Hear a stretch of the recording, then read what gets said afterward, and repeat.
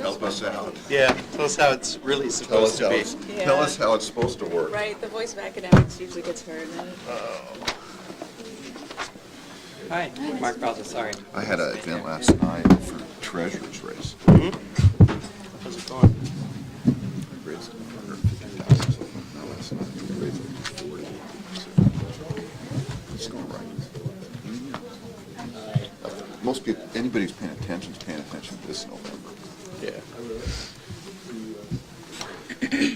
I had a nice conversation with Steve. I think in the 5 years that I've been doing academic conferences, this is the most well attended ever. So I want to congratulate everyone for being here. Good morning and welcome. My name is Tom Hogenasher, and I'm an assistant professor in the Department of Political Science at Cal State Northridge, and I'm the director of public policy and outreach for the Center of Southern California Studies at Cal State Northridge. I wanted to begin by introducing our panel, and going to introduce them in the order that they will present. So I'm going to start with Mark Baldessari, the research director of the Public Policy Institute of California. And Mark is going to present some of the latest findings of PPIC polling that is done recently on various public policy issues.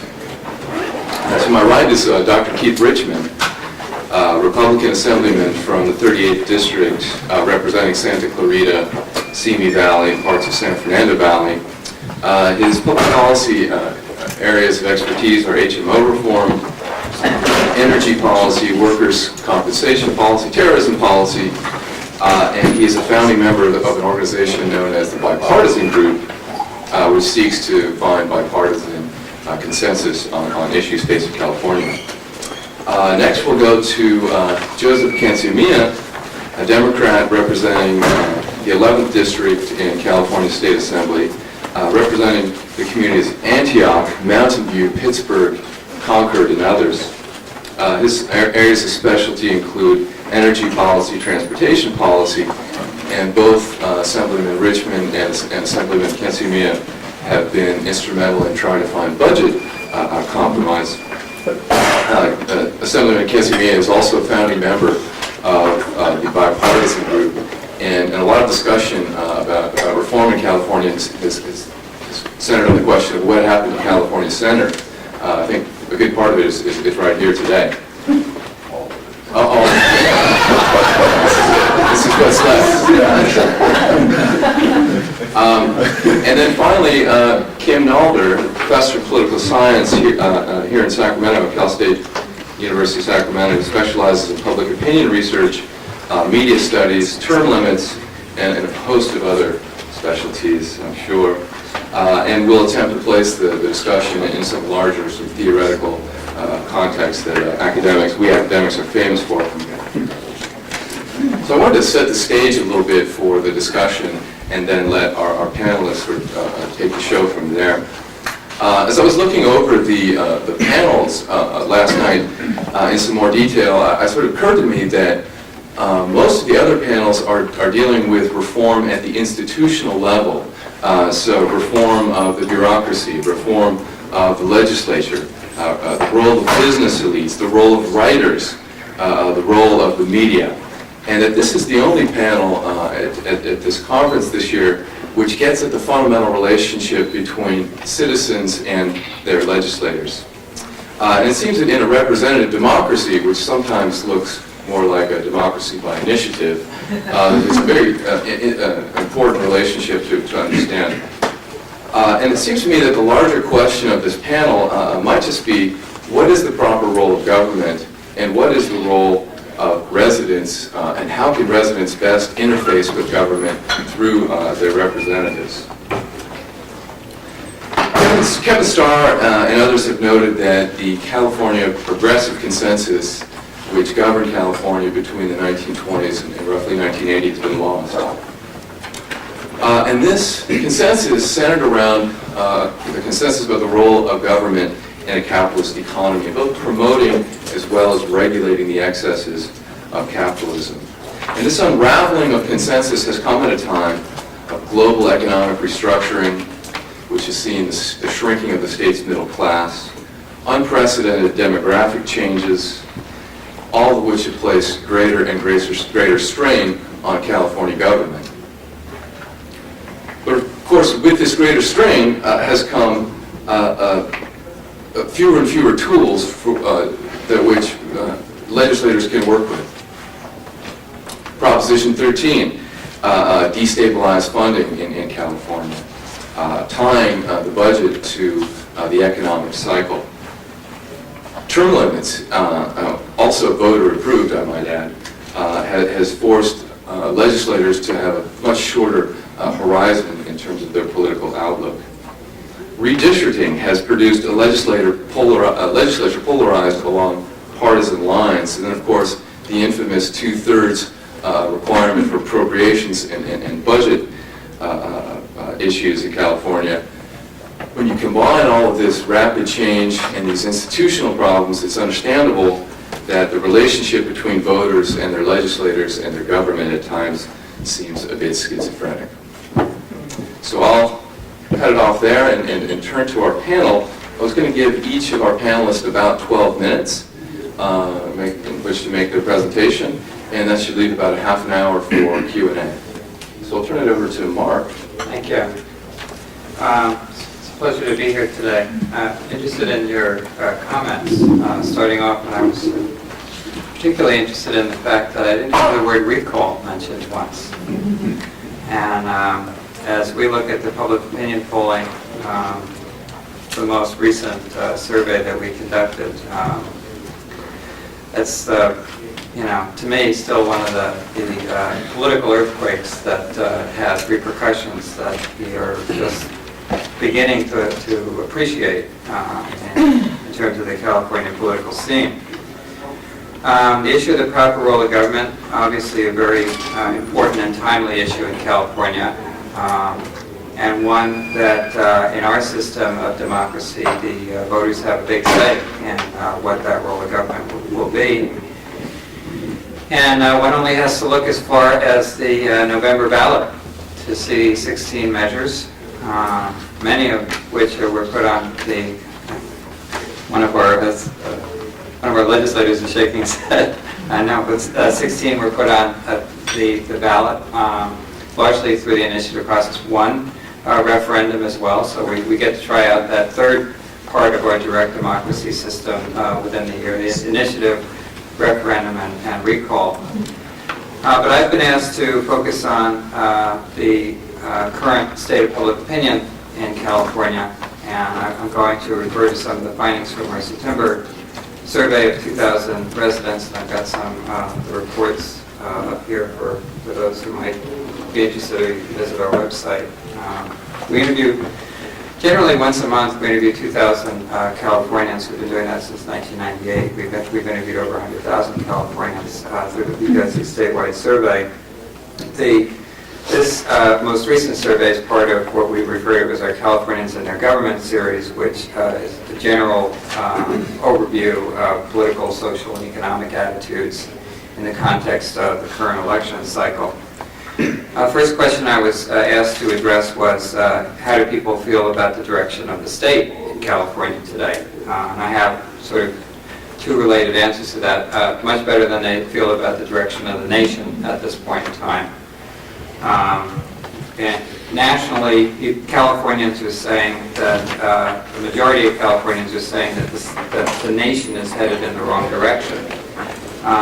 In California, by a 47-40 margin, more Californians think that the state now is headed in the right direction rather than the wrong direction. My second point I want to make of comparison is compared to a year ago. How did Californians feel about the direction of the state?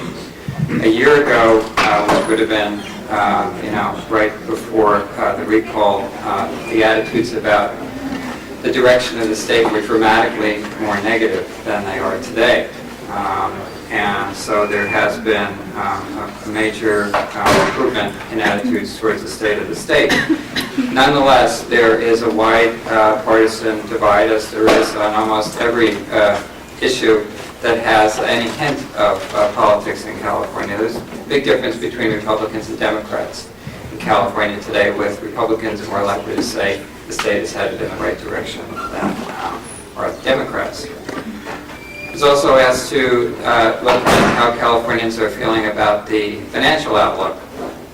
Well, I think to put the issue of the economy in perspective today in California, throughout this election cycle of 2004, whenever we've asked Californians to name the most important issue in the election, they've said it's the economy. It's not Iraq, it's not health care, it's not terrorism and security. By far, economy is the top issue. So that tells you something, first of all, about what the major worry is out there. Nonetheless, once again, if we compare California's attitudes towards the state's economy compared to the nation's, there's slightly better ratings of the state's economy, with about half of Californians saying that they expect the economy to be in good shape over the next 12 months. And that's an improvement, again, over last year. But once again, to repeat a theme, there's a partisan divide again, with Republicans feeling more optimistic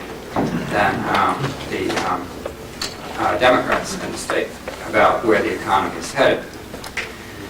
The governor's approval ratings. There's probably no topic in public opinion polling in California right now that is more popular than the governor's approval ratings. And whenever we conduct a survey, that's probably the first question that people in the media ask us.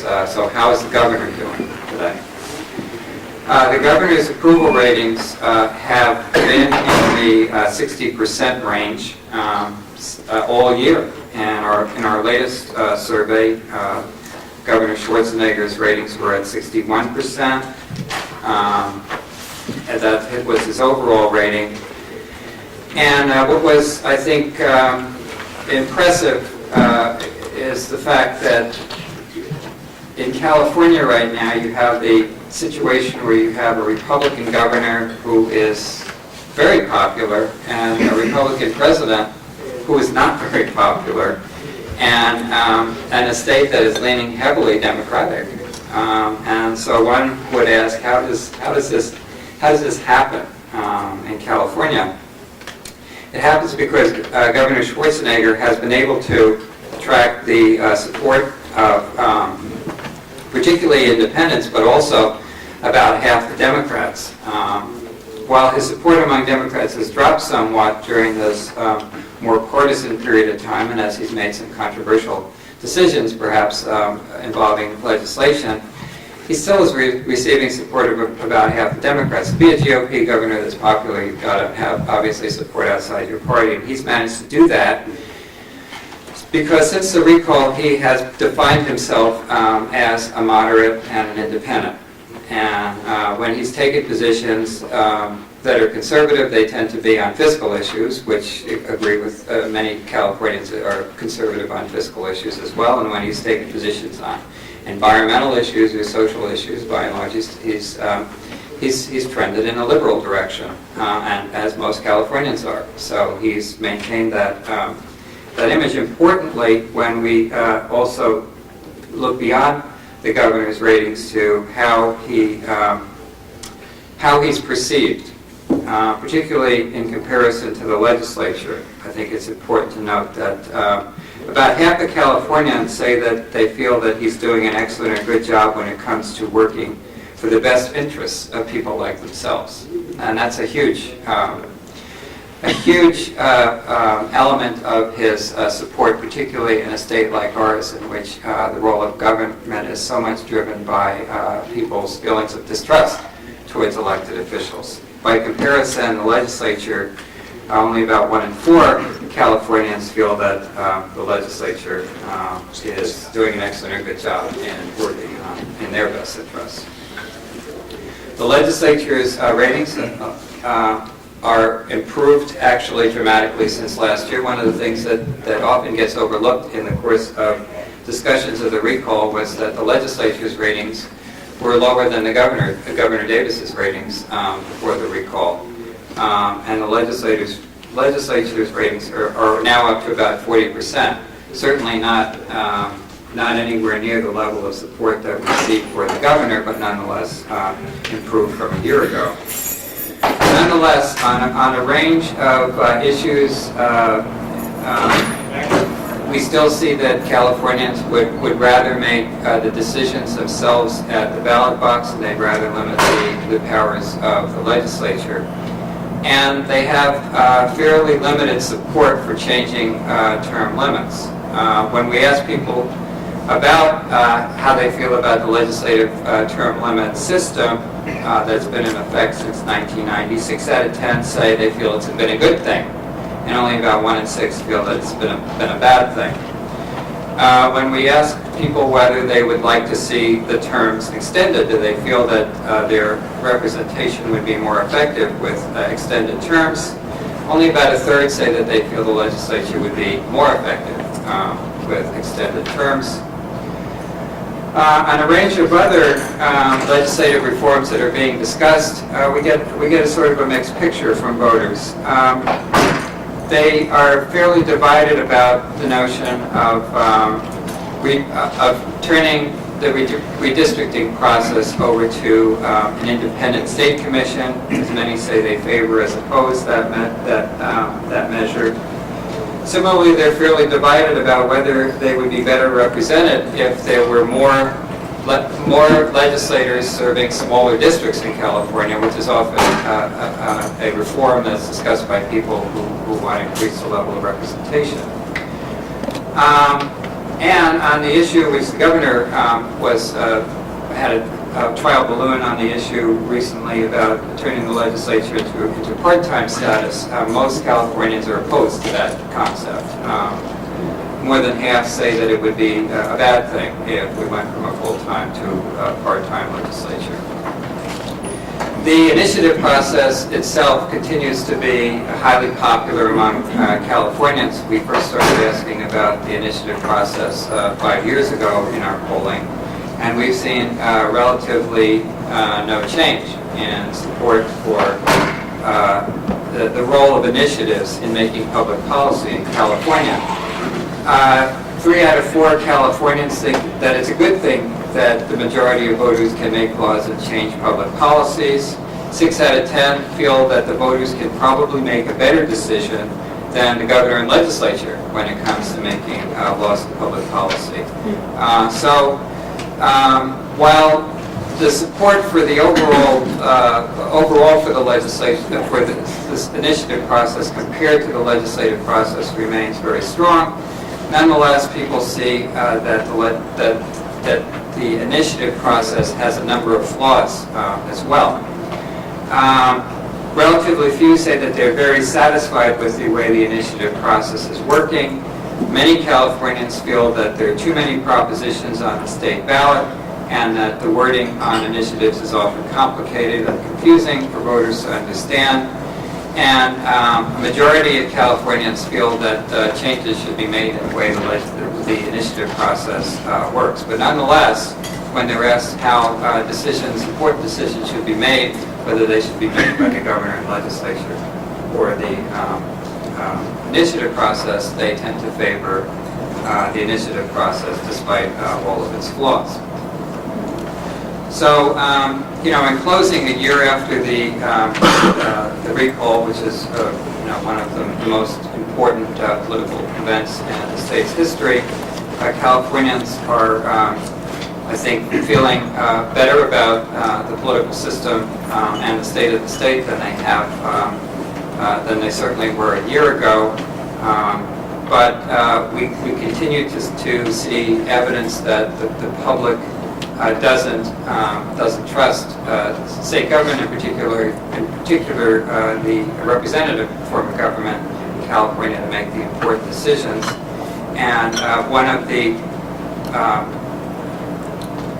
the major trends that we're seeing in our public opinion polling this year is a growing divide between Republicans and Democrats on a range of issues. So that divide that we often see in the legislative branch is also evident in public opinion, and is likely to to be observed in the outcome of initiatives this fall. Thank you. Assemblyman Richmond. Tom, thanks a lot.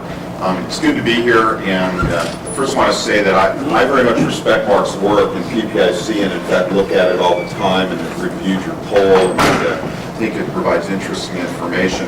I also want to make one other comment, just because Joe's going to speak after I do. It's a pleasure for me to be here with Joe Cansamella. I know it'd be rare that you hear Republicans say that about a Democrat, but let me just say he's I think, a tremendous public servant and somebody who I would support for any race that he would run for. He's a person who I think routinely looks out for what's best for California rather than what might be best for his own political career.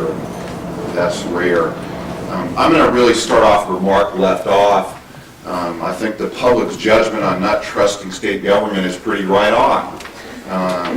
Last year with the recall, I think the people of California not only were sending a message about Gray Davis, but they were also sending a message about the state legislature and not wanting to continue business as usual and politics as usual. And Mark said, and I remember clearly, our approval ratings last year were down around 23%, I think, lower than Gray Davis. And I also think that was rightfully so. I don't think, however, that the legislature got the message from the recall. I think Governor Schwarzenegger has tried very hard. I think he has tried to act in the best interest of California, but I don't think that the legislature is much different this year than they were last year. And I'll give you a few examples and then talk about some political reform. But interestingly enough, shortly after the recall in late November, early December, you remember we were debating what ultimately became Proposition 57 and 58 on the March ballot. And if you remember, the legislature initially failed to pass those measures. We were not able to reach a compromise, and in fact, to a large degree, I think the legislature failed because the special interest groups that were promoting Proposition 56, which were on the March ballot, didn't want any competing measures on the ballot. They didn't want 57 and 58. And so, in fact, those special interest groups were setting the political agenda and the political orthodoxy at that time, and 57 and 58 didn't pass in the legislature. That's despite the fact that California had $14 billion of short-term debt coming due in June and would not have the cash to pay that off, and we were essentially insolvent. So we were faced with a tremendously bad situation, and the legislature was unable to come up with a common sense solution. What happened is, after the legislature adjourned on that Friday evening at about 11:30 at night, when we had failed, we didn't meet the Secretary of State's deadline. A number of us talked on the floor of the Assembly, a number of us, 10 or 12. We were disappointed. We were disappointed, in fact, that representative democracy had failed again. And it's interesting, Mark, that you talk about that because we had those discussions. We had those discussions on the floor of the Assembly. We had them the next day also. I called Joe. I said, Joe, we need to keep working on this. We need to talk to the Secretary of State, try and get an extension. Talked with the governor's office. They were still pretty angry that the legislature had failed. And we worked all weekend, and we ultimately got an extension to that deadline. Had a conference call with the governor on Monday, this group of 19 people that said it was very important that we solve this problem. We told the governor directly on the phone call that we did not want the leadership of all of the various caucuses, the 4 caucuses, failing. We did not want them to get in the way of success, and that we wanted to be successful. After we finished the call with the governor, we spoke with our respective caucus leaders, and we told them that we expected to be successful, and that if they weren't able to work with us to negotiate a deal, that we would do it on our own. Subsequently, Prop 57 and 58 were passed. I would remind you, just because I think we both have some pride, the idea of a deficit recovery bond came out of our bipartisan group, Prop 57, and also most of what became Prop 58 also came out of our bipartisan group. So we played not only a role in the policy issues, but also in the process issues. The legislature also didn't change on the next major issue that faced the state of California this year, workers' compensation. I have no question that workers' compensation reform would not have occurred if the threat of an initiative were not out there. That initiative for comprehensive reform received a lot of support. It had the signatures. It was ready to be filed. And the only reason I believe that real comprehensive reform occurred was because the threat of the initiative that overhung the legislature. If you move on and you look at the budget process in June and through July as that impasse went on, from my perspective, really nothing changed this year compared to last year. This year's budget continued to defer the problems.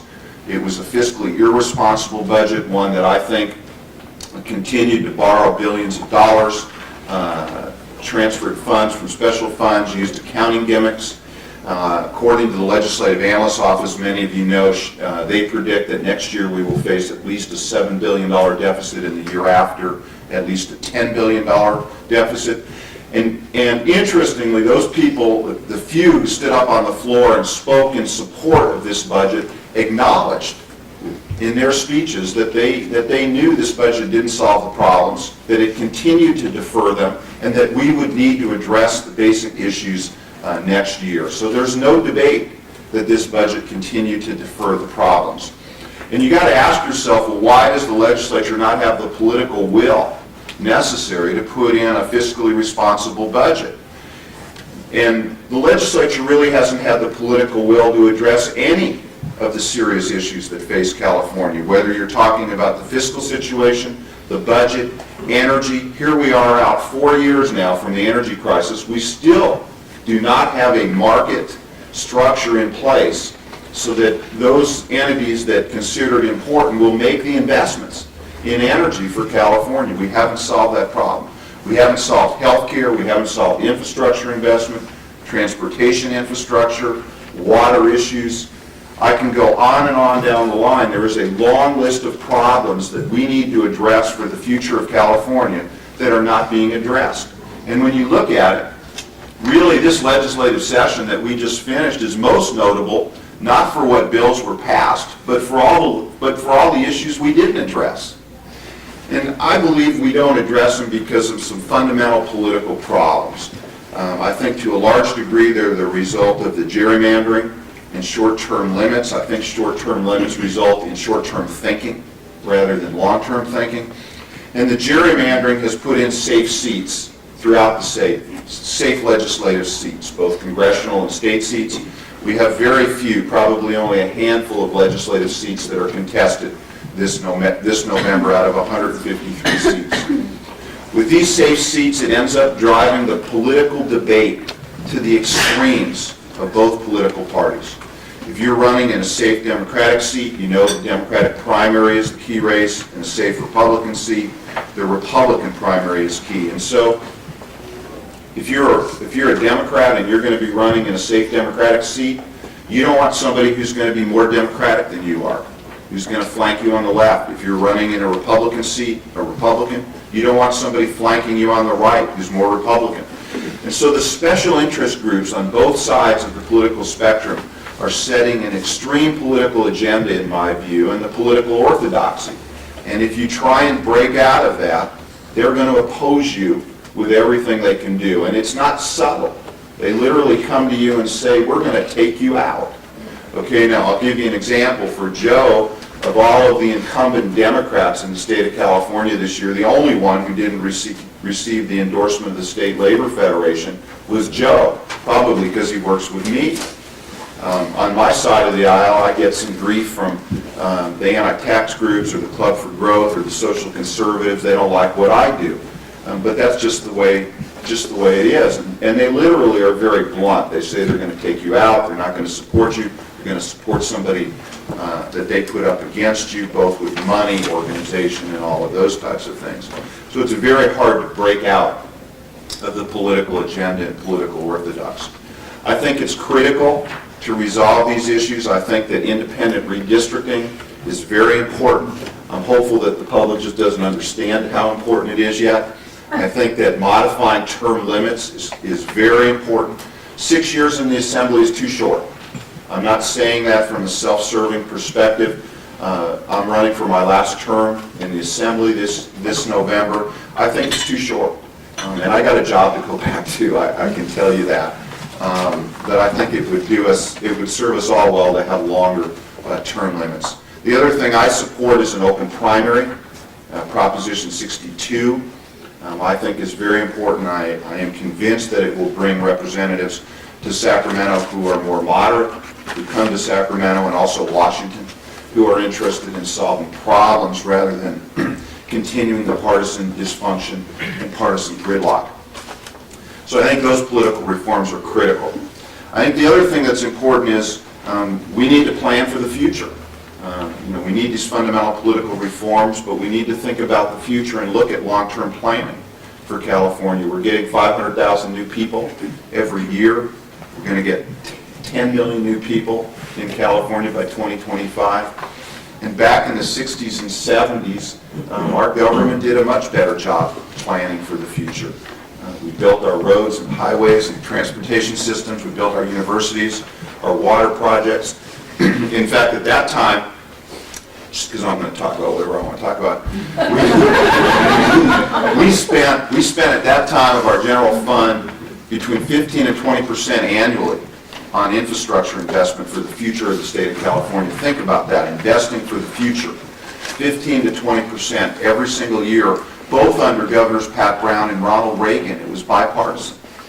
Over the last decade, we've spent, on average, 0.2% of our general fund on infrastructure investment. So if you wonder why we have concerns about our roads being congested, our transportation systems, our water supply, water quality, our lack of open space, it's because we're not investing in it. And it's critical that we invest in our infrastructure. It's critical that we invest in education and higher education. California is competing not only with Arizona and Nevada, but the entire world. Manufacturing, in all likelihood, is going to move to China. IT is going to move to India. So you got to ask yourself, what's California going to do? Well, we're going to need to have a populace that's well educated, that's imaginative and creative and all of those types of things, and we need to make the investment long-term in education and higher education. We got to think about these things. And I think, and I'm a little bit worried that if we don't make these fundamental political reforms that I talked about, that we're going to continue to not address these long-term issues that face the state of California.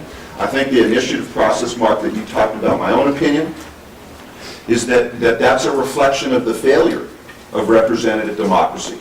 And when you look at the initiatives that are on the ballot, and I'm just going to go through a couple for a second.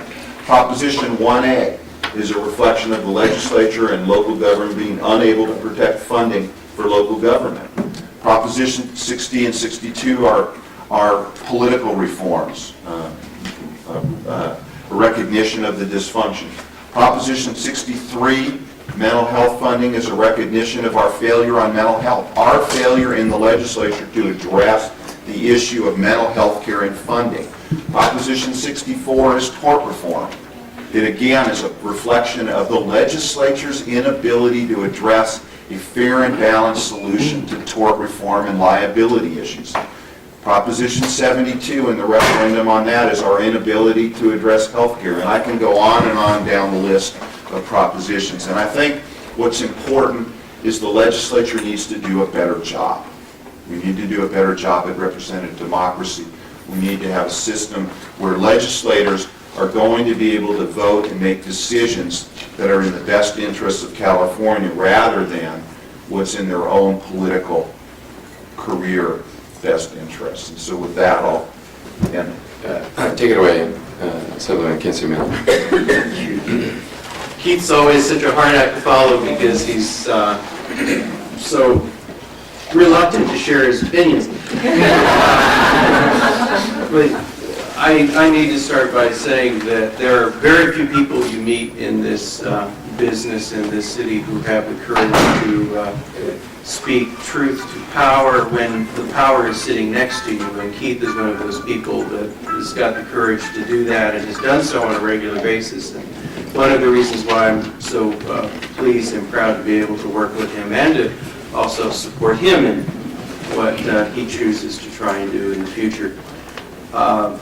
As someone who also follows a lot of what PPIC does and what Mark has published in the past, I want to talk a little bit about what I think has gotten us into the predicament we're in now, and then take a little bit from where Keith ended as to how we might be able to address some of those issues. But one of the problems you find in the legislature very quickly, especially when you come in having any experience at the local level, and I didn't walk into this job just from the private sector or not having experience in politics. I started out many years ago on a school board and moved to city council and mayor and a board of supervisors. So I didn't consider myself to be particularly naive about politics in this process.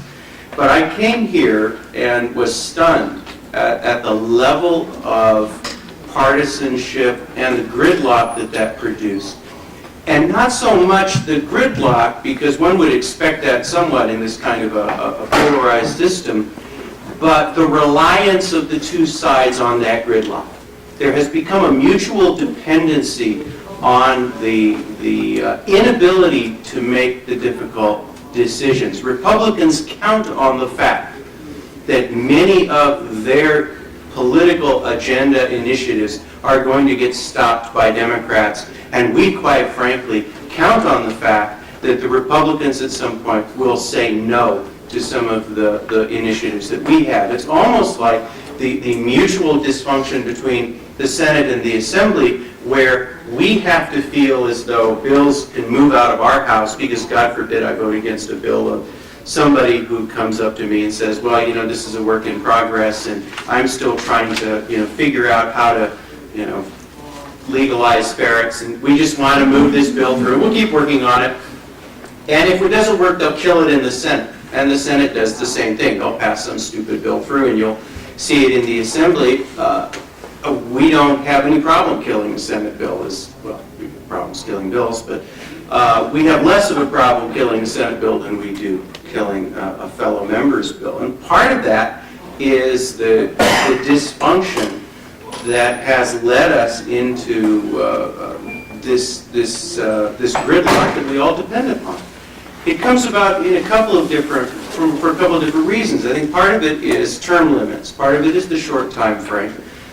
There are members who come here. I had one member who I have known for many years come to me and say, the one thing I regret about my experience in the Assembly is that I didn't get a chance to know my colleagues better. I didn't get a chance to participate more in the discussion, because from the first day I was here, I knew I was going to be running for the Senate. So everything I did was focused on running for the Senate seat.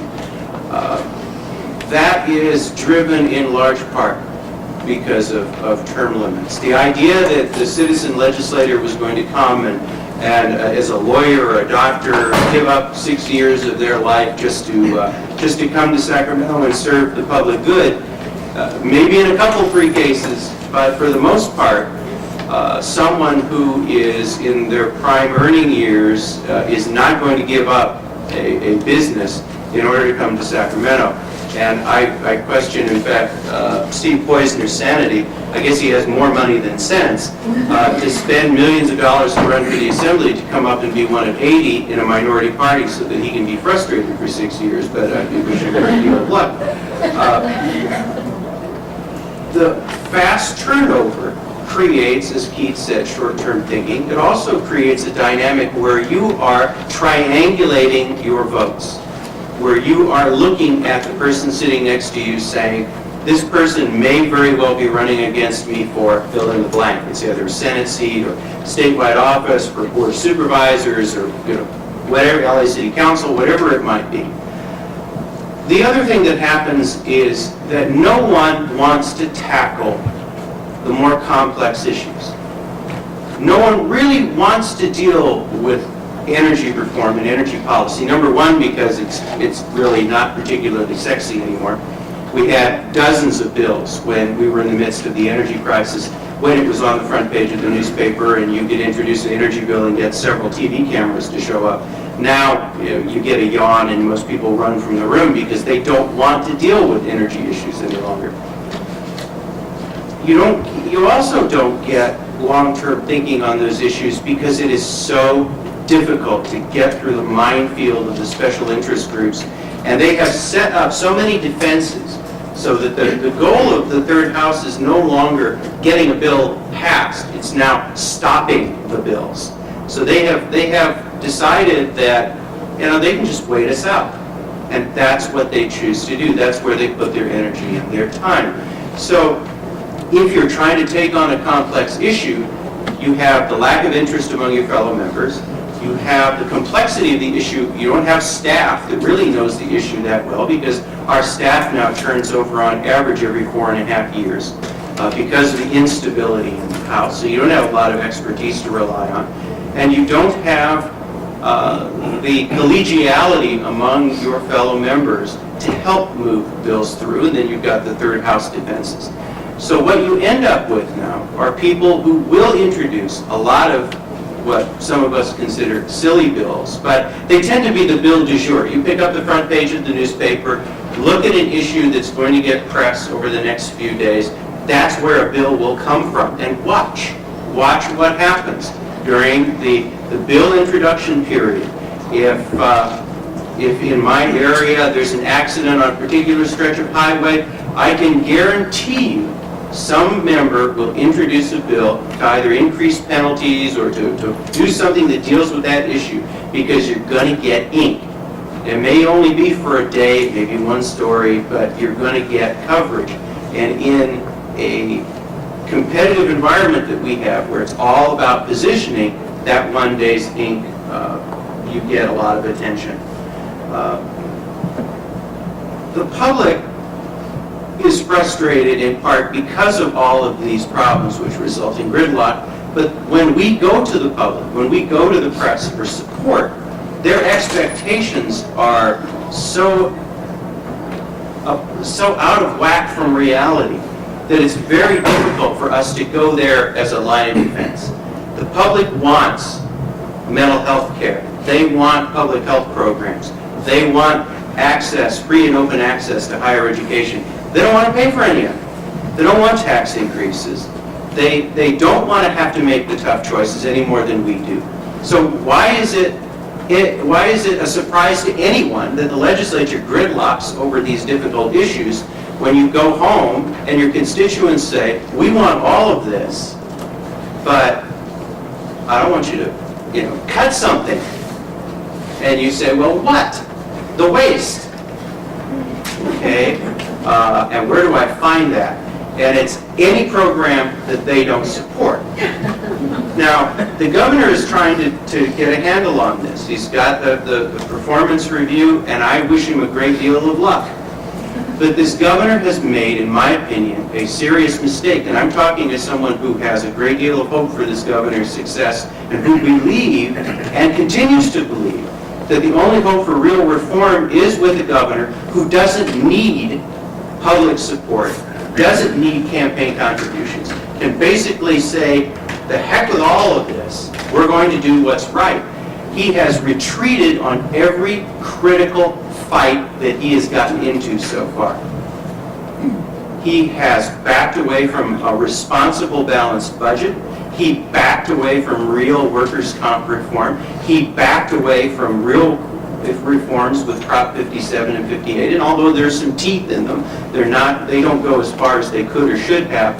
And my view is, unless and until this governor chooses to pick a hill to die on and say, I don't care if I lose, but on this issue, I will go down in flames rather than compromise, until he is ready and willing to do that, the legislature is going to continue to pick away at it and is going to continue to play the games that we did in this last part of the session, where all of these bills got sent to him knowing full well they were going to be vetoed, just in the hopes of trying to jam him up.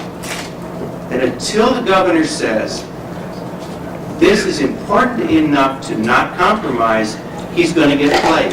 Because that's what the system is about now. The system is not about making progress and creating positive change. It's about stopping that change. It's about the status quo. It's about pandering to the groups that make the campaign contributions and that make the party structures work. And that's why, as with Keith, I believe the only fundamental way to break away from that is to break the party structure. If we could have a strong third party in this state, it would probably give us an opportunity to do that. But barring that, you've got to look at things like an open primary, independent redistricting, term limit reform, and the other piece of it is going to be campaign finance reform. And the only way I see real campaign finance reform working, because of the First Amendment issues, is to have a system where you can give whatever you want to anyone and it has to be reported in 24 hours. This whole idea of trying to limit contributions, and you can only take $3,200, and you can only do that from these groups, but these other groups can give you all this money. What it's done is empowered the special interests even more than before. Because now, not only do I get hit in an election, but now I get hit from all these independent expenditure committees over which no one has any control, over which no one has any authority. And where the Speaker in our House, or the President Pro Tem in the Senate, can do nothing to protect us because he can't raise enough money to be able to fight against the messages they're delivering. So we're now more at the mercy of third house, third party, independent expenditure committees than we ever were before. And if you think that has not changed part of the dialogue and changed the reaction of members and made them more skittish and more reluctant to make tough decisions and take tough votes, then you are in for a big surprise. But we have structured a system in this state through initiatives, through frustration, through the lack of public attention, through legislative oversight and irresponsibility that is almost completely dysfunctional.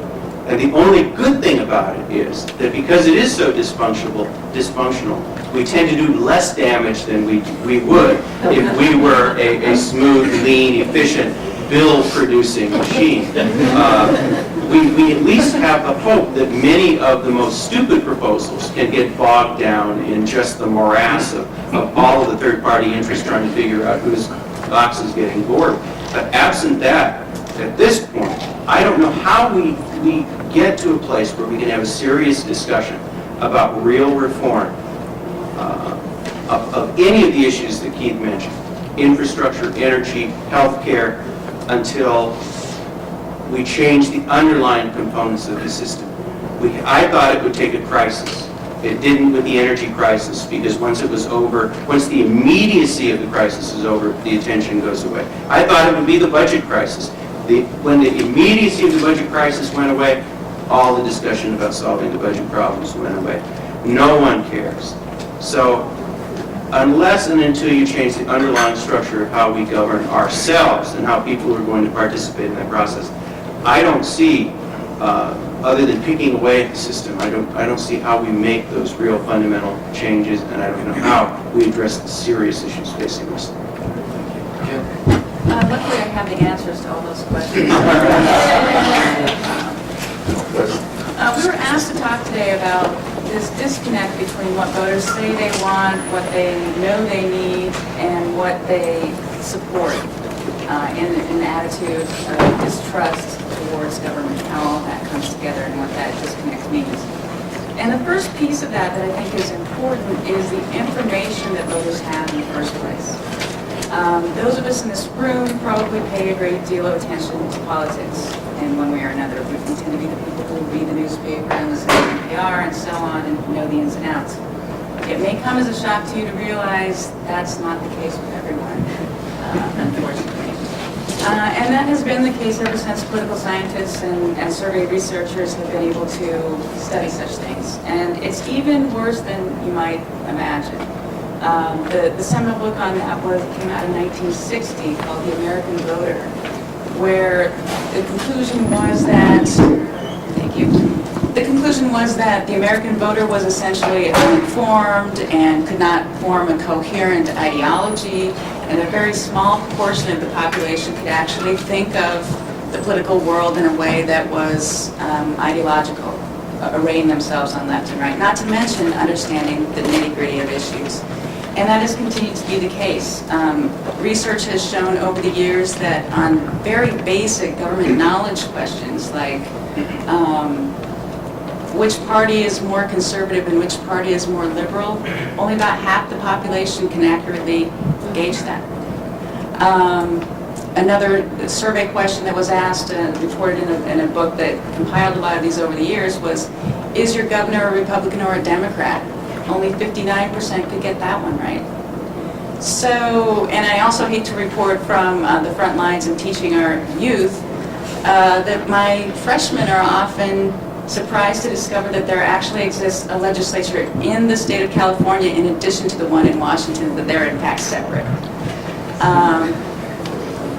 Sobering news, but nevertheless, this is the case. This is the atmosphere in which we're operating.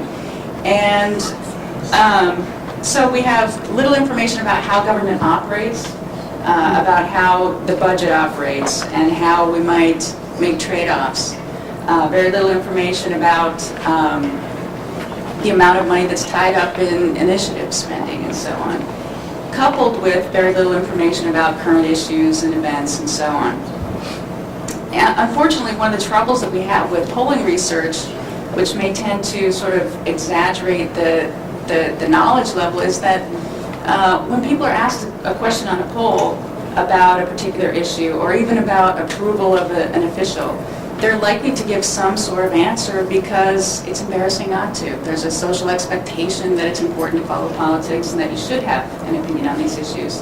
And so in many cases, people will offer an opinion that's based on virtually nothing. So if we ask a follow-up question, why, the devastating why question, you'll get some sort of vague, well, I like him because he's good and does things I like, and sort of the circular explanation. And it's the rare respondent that will actually have policy explanation for why they believe a certain thing or why they support a certain policy. So even poll results that show support or lack of support for a particular issue might be suspect because voters, especially male voters, it turns out, are more likely to express an opinion even when they don't actually have one. That's a little side note, and the women are laughing and the men are just sort of frowning. And shaking their heads. So that's the first piece here. The second piece is distrust of government. And that also has been documented since the beginning of time. It's especially the case with legislatures and Congress. We have this very interesting phenomenon where people will distrust the legislature in general or Congress in general. They're a bunch of crooks. They're out to get us. We can't trust them. But their own legislator, that's my crook. That's the person who is a dedicated public servant. It's the rest of them that we can't trust. But we do tend to see over time a consistent distrust in government. And we've seen that come to a boil in California with the term limits passage in 1990. That was one of the first states to have that happen. It sort of rolled across the rest of the nation, and many other states also instituted term limits, and ours are especially short, and especially harsh. We also saw it, of course, recently with the recall election, a distrust of the way government is working, a sort of innate sense that there's something wrong with government and something that needs to be fixed. So there's this sort of sensing of that mixed with an atmosphere where we don't understand a whole lot about politics or follow politics, especially closely. Now, in the ideal of a democratic society, and as the academic here, I have to talk about that just for 1 second. The ideal is this idea that citizens understand their own minds, they understand their own ideology and their positions on issues, and they also follow politics, understand how the government operates, and then when come election time, they look at the elected officials, look at how they've been behaving in office or what they're promising to do in office, and match up their own beliefs with the politicians' beliefs and vote accordingly. Unfortunately, the real world bears very little resemblance to that ideal construction. As we just said, there's the distrust, there's a lack of knowledge, and the political people running for office have a tendency to want to obscure some of that. It's to their advantage in many cases to not take a stance that's especially clear or that differentiates them from their opponent, because that brings up the sort of uncomfortable reality of trade-offs or difficult decisions and so on. And so for some voters, that's actually, it makes sense that they don't understand a lot about politics, because coming from the candidates that are campaigning, it's being purposely obscured because it's to their advantage. This creates a situation in which there's a great incentive to have this disconnect between what voters think they want and say they want and what can actually be accomplished. So campaigns are more likely to promise sort of pie-in-the-sky solutions. We'll cut the fat. We'll find the fat and cut it and solve the problem. No, this is it.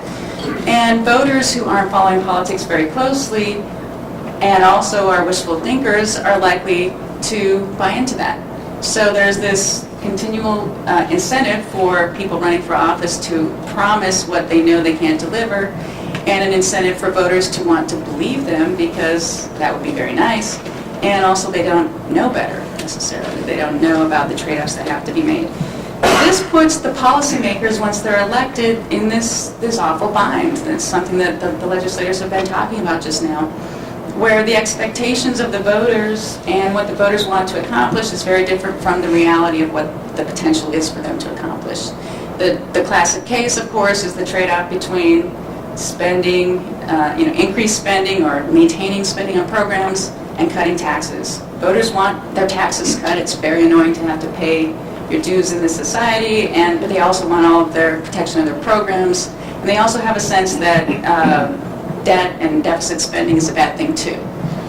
So the only place where the responsibility for actually making those trade-offs is on the legislators themselves. That's the only place where that takes place. The voters don't have to make those trade-offs. Well, all of this would lead us to believe that democracy is in a sorry state and there's very little we can do about it. There's some recent research that actually lends some insight into this. It's done by a political scientist by the name of John Hibbing, who has done some research on what voters want, what their motivation is, and so forth. What they've done is focus groups, also some experimental research, and some survey research, where they had some sort of contrary findings to the conventional wisdom. One of those findings is that people actually don't want to participate in the nitty-gritty of politics in the way that we assume that they do. It makes us uncomfortable to be faced with disagreement. That's why we have this idea of, in polite company, we don't talk about sex, religion, or politics. It's because we're going to disagree. And the essence of democracy is that clash of ideas and that expression of beliefs that are different from each other. So when people are actually exposed to democracy, the actual practice of democracy, it makes us uncomfortable. It's difficult. It's not easy. We don't all agree. And secondly, we don't like the fighting that happens within the legislature. We don't like to see our elected officials fighting in that same way. It makes us uncomfortable. So the conclusion is that many voters, many citizens would actually rather leave the decision-making up to someone else, to elected officials, or even in some cases they'll say to experts that aren't elected. They want someone to take care of all of this. They don't want to have to dirty their hands with it necessarily, but they want it to be done right. And the critical proviso, of course, is that they need to be able to trust whoever it is that's doing that decision-making. And the interesting finding that Hibbing and friends came up with was that where that trust comes from is the motivation for that individual for office holding. We're very concerned about someone who wants to make decisions for us. We're suspicious of that. That's probably at the root of a lot of the distrust of government in general. There's this potential for the elected officials to be making suckers of us, to be making decisions that are benefiting themselves, their careerism, possibly giving kickbacks to their friends. We don't know, so we're suspicious of that. And the only thing that sort of allays our fears is what their motivation is for getting into politics in the first place. If we have someone who's a reluctant legislator, a reluctant political leader, that makes us much more comfortable. They're there to serve the public interest. They're not there to serve their own interest. And that explains, in large part, I think, the success of Schwarzenegger. His narrative when he ran for office was, he's an action movie star. He's a gazillionaire many times over. He could afford to retire and, buy an island somewhere out in the Pacific and live forever that way. But instead, he's chosen to come to Sacramento and sweep up the place, cut the fat, and clean out the Capitol and take care of business. So that narrative has been very beneficial for him. He's in a position of being trusted because of his supposed motivations for coming into political life in the first place. And his popularity, as we've seen from the poll numbers, his popularity continues.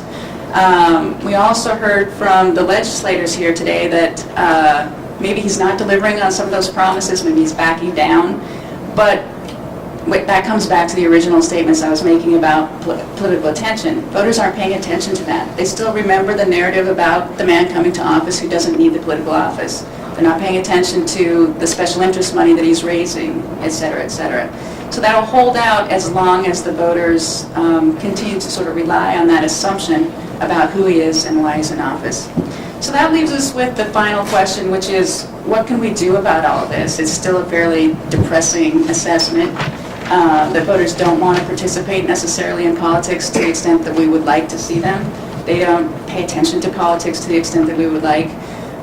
The answer we usually come up with is more education. People need to be taught how government works. They need to understand that trade-offs take place and that tough decisions need to be made, that you can't pay for everything and have a tax cut simultaneously unless you deficit spend, and that's bad too. So if you bring the Hibbing analysis into it, I think the only sort of silver lining to the clouds you see there is potentially if there is someone in political office who they trust because of their narrative, because of where they come from, they might hear, or better hear, the messages about trade-offs and about the tough decisions.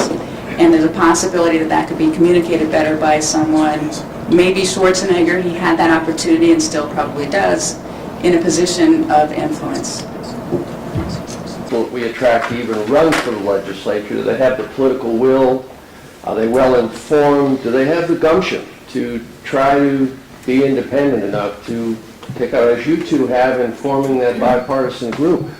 But in addition to that, you've pointed out some structural obstacles that are very tough to get by. So the one thing I want to ask you about is, would you consider a unicameral legislature? There's no historical convincing evidence that we should continue two houses. There'd be a lot of opposition to this from many lobbyists and from others, but it seems to me a 120-member body allowed to serve 4 four-year terms, 16 years, would really probably bring about much more transparency, prevent gut and amend rules, and get rid of a lot of the other things that make the public contemptuous. What do you think about that? Leo, good to see you. Thank you. I knew Keith in 1988, before he had all that gray hair, and he got in the legislature. Thank you. For those of you who don't know, it's former Lieutenant Governor Leo McCarthy, who was a family friend. So,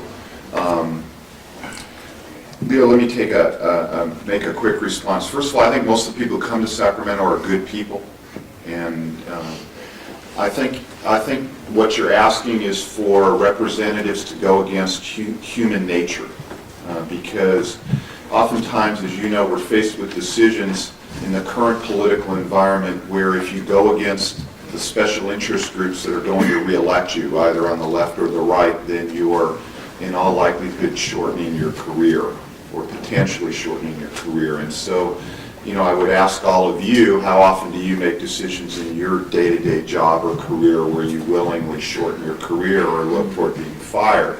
It's just not human nature. Your other point about a unicameral legislature, I personally think that would be the wrong answer. You have more experience than I do.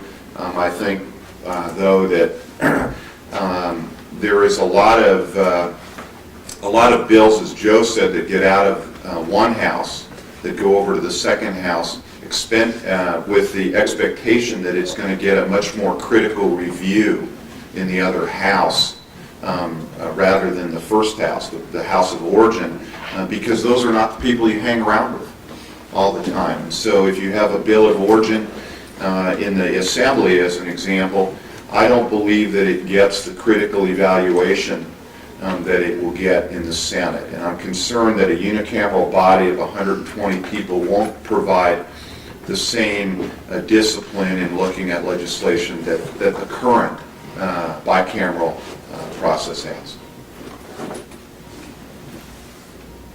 I would agree with that. I think that having looked at Nebraska and states where there have been unicameral legislatures, historically, they've worked because there is already built into the process that kind of review of legislation that we don't see here. And having watched as bills can move through my committee on water, parks, and wildlife many times over my objections that are not ready. They're just clearly, they have no business being voted out of a committee. I can at least take some solace in the fact that when it gets to the Senate, there'll be a more careful review, and generally that occurs. I don't know that we structurally would be able to do that now if we went to a unicameral legislature. But the Constitution Revision Commission in 90 had come up with some ideas on unicameral legislature that made a lot of sense, and it was something I supported until I got into this and saw the way it really worked. We have an illustrious panel, but we also seem to have an illustrious audience, so perhaps identify yourself prior to your question. Yeah, no, Drew Mendelson, I'm on the Senate staff, Senate Democratic Caucus. The question I've got is that the dysfunction of government that you've described seems not only to be very real and long-lasting, but also kind of produces periodic grumpy eruptions on the part of the public that creates sudden things like Prop 13, like Prop 98, Prop 140, recall elections that somehow give an immediate satisfaction to the public that they've done something, and then leave in place long-term ugliness that actually increases the gridlock. I'm wondering if there's some thoughts in some way of either revisiting these after a certain period of time or some way to modify these processes so that we aren't stuck with long-term problems that actually increase the government's dysfunction. Well, there are a lot of proposals that have been discussed to change the initiative process to either, increase the level of legislative review in advance of measures going on the ballot, or to set term limits for the initiatives themselves, or to make it more difficult to pass constitutional amendments, which have some of the more long-lasting effects that you've discussed. But there is, as you are well aware, a whole industry, I guess I would describe it, the initiative process, which has made change and reform of the initiative process very difficult. I've got nothing. There's no answer to these problems that I can think of. There are solutions, to what you described, but I don't think they're willing parties that have really engaged in that discussion.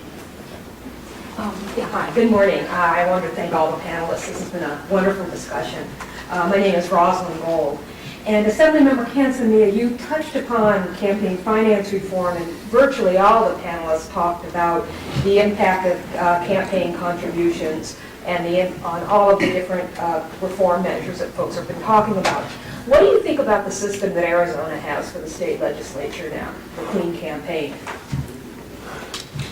We've actually looked at a number of things that are done in Arizona. Our bipartisan group authored through Alan Lowenthal, the independent redistricting measure that was patterned after Arizona. So we've spent time looking at it. We respect a lot of what they've tried to do.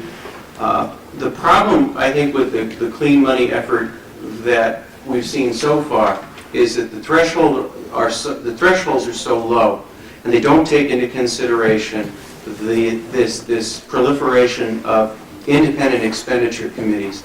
So by restricting the candidate or the office seeker, what you're doing is empowering all the interest groups that are out on the periphery, and that creates another dynamic that isn't healthy.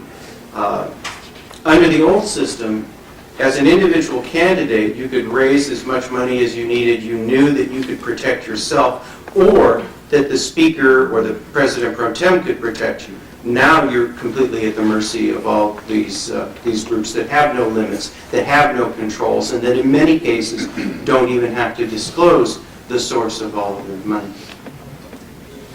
Keith, did you want to add to that? Well, I think it's, they have all the ammunition they want and we don't. I mean, it's really simple. I mean, sometimes we joke when I carried in the assembly at the end of this session a bill that would have to a large degree ended the code of silence of the prison guards. Well, I joke with my staff, well, there goes another constituency group that I've lost.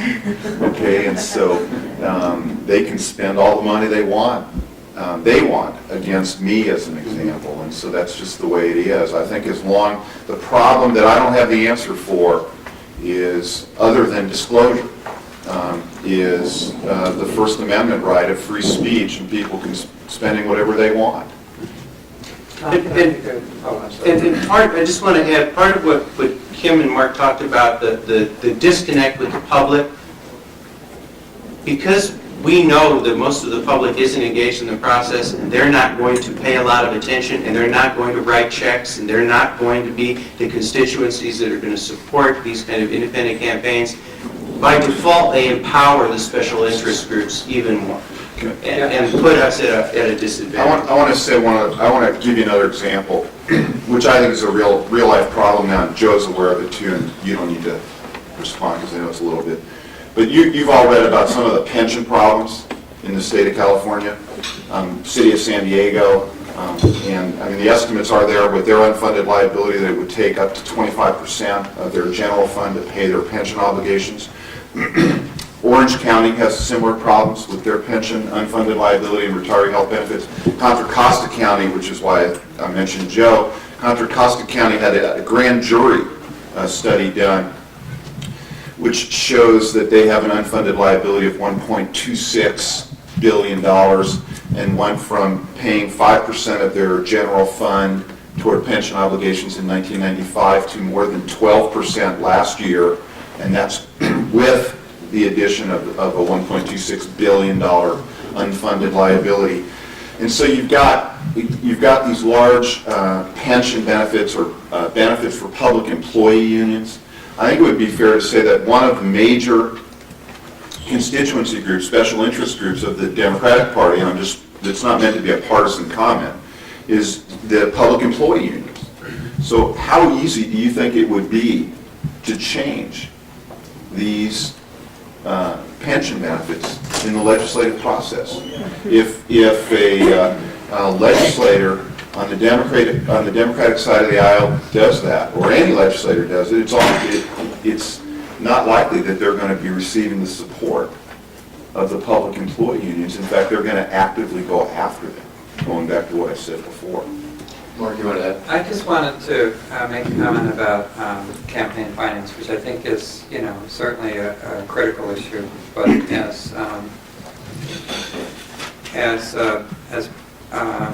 as Keith alluded to, First Amendment issues, I think, are a real challenge, both at the state and national level. I would like to see some attention to the issue of how do we go about the kind of campaign reforms that create more access between the candidates and the public than we have today.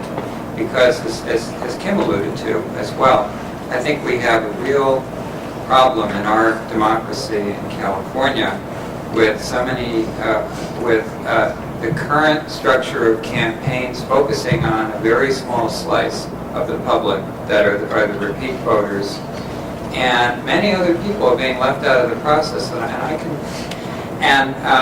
This goes to, this is an issue which affects minor party candidates in the state. It's a bigger issue even when we begin to talk about who can afford to reach the public in a statewide campaign. And I think it's a major issue in terms of why we are seeing declining rates of voter participation in California. So I would like to see a broader discussion about how to increase the access, the connection between the candidates and what role the media and the internet and how we might create incentives for that to take place. Other questions? Doreen, did you? Yeah, in the back. Yeah, I was wondering what the panel's thoughts were about the issue of trust. As you know, there's a tremendous breakdown in trust between the people of California and the legislature and the government. Many Californians fundamentally are mistrustful, and I think that relates to direct democracy, why we have such a potent initiative process, and why we are not willing to vest the legislature with power to really, in an ideal world, make these decisions for us instead of going through the initiative process. So my question is, how could you envision us restoring the trust? Kim, do you want to get that question of trust? Well, that's the perennial issue. How would you instill trust in an inherently distrustful public?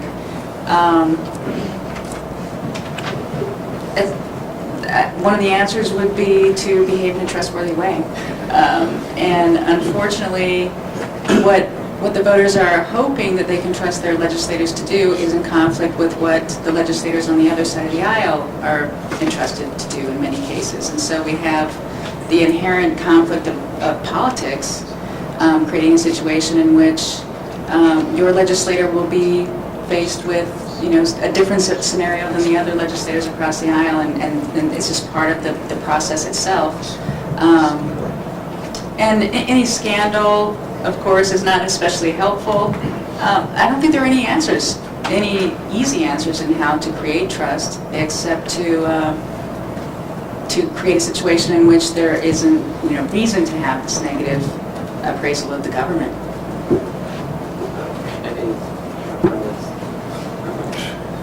I think the distrust is well placed.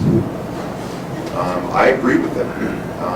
It is certainly the scandals contribute to it, but I don't think the legislature has been solving the problems that we face, and that's why I gave that long litany of issues. And I've come to the conclusion, rightfully, right or wrong, that until we make those fundamental political reforms and we begin to address the long-term issues that Californians consider important. I think Californians rightfully think that we're not addressing long-term issues, that we're not planning for the future, that we're not addressing issues of transportation, education, healthcare, those things they care about on a day-to-day basis. And I think they're right. We're not addressing them. And until we start doing a good job, they don't have reason to trust us. And I don't think that my colleagues in the legislature are going to address those problems until we make some of those fundamental political reforms.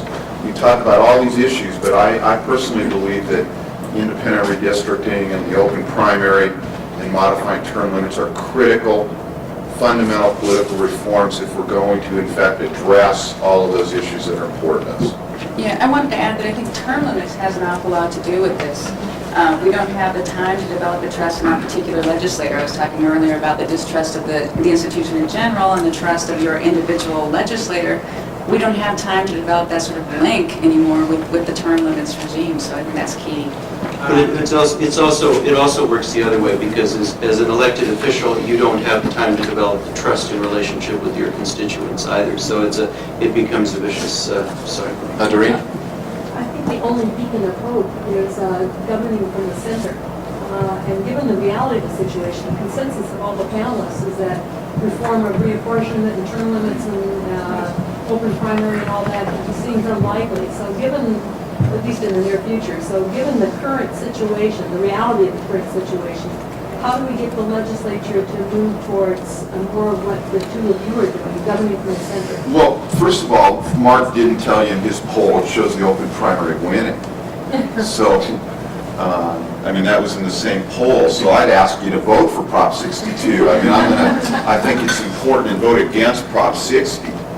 You had to be on the floor to watch this debate on Prop 60 that was unconstitutional, where we tied these two measures. This was a travesty of democracy. If you wanted to see the best reason for an open primary, all you had to do is watch what went on with Prop 60. So, Doreen, I think we need to continue to work for these things. The open primary is on the ballot. I would encourage people to vote for it.